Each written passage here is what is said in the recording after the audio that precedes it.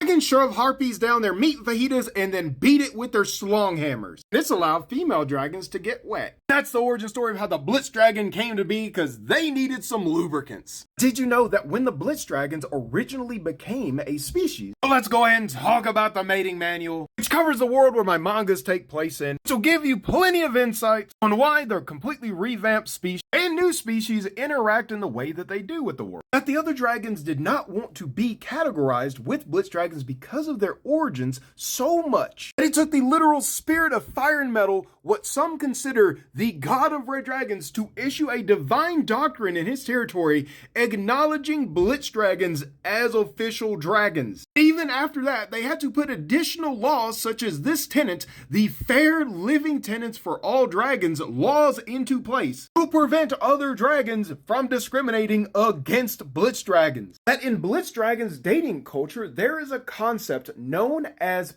petting. And petting is the act of another dragon, usually a blitz or tank dragon, but can be done by humans, dwarfs, orcs, and elves, and other races, to be under the control of a blitz dragon. And we're not talking like a little bit of BDSM. We are talking typically complete decision-making control over this other dragon's life. And you may be asking, why would they do that as a form of courting? Because older tank and sky dancer dragons have discriminated against these Blitz Dragons so far that they have a ton of shame and regret for their behaviors. When we're talking older dragons, it takes 500 years before they will typically become elder dragons. And usually they've conducted these actions when they were adult dragons, which means that they've held on for this shame and regret for 300 to 400 years. This shame and regret ends up coming out as a form of sexual fetishization, which is exactly what petting is. It is classified as a fetish dating culture. Because when the breeding teams conducted an interview with 47 of these couples, if you will, 50% of these individuals said that they do this because they feel that they deserve to be punished. And 85 of that 50% said they have strong sexual emotions when being commanded by their Blitz Dragon owner. While the other 15% have moderate to no sexual desire when they are being commanded. Okay, well, that's 50%. So what about the other 50? 30% say that they're simply tired of actually just making decisions. After living for so long, they just want to live life. They want to live in the moment. They don't want to have to make decisions. They're tired. And they feel that Blitz Dragons are the most equipped to take care of them. While 18% have kind of found themselves in this relationship as the relationship has developed, and they feel that that is a new side of submissiveness that they have found to enjoy. Usually these individuals have the healthiest levels of consent in between the master and the submissive.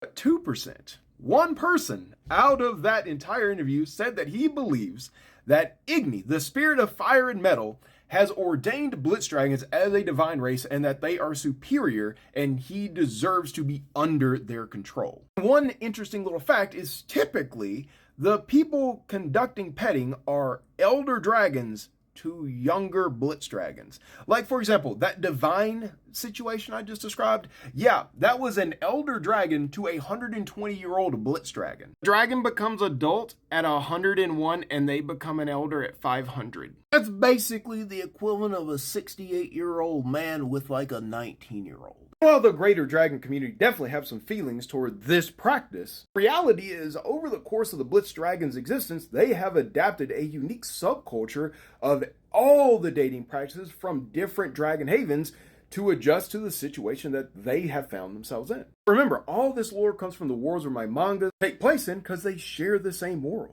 The mating manual is just a way for people who love lore to get a different side of this world and understand why the species interact the way that they do. Because whenever Polly made the comment about not banging your teammates at the guild and looked directly at the Brimborn, and then looked at the orc and said we split loot evenly, that came from historical context. Stereotypes that developed over the species' existence uniquely exist across the spectrum of society.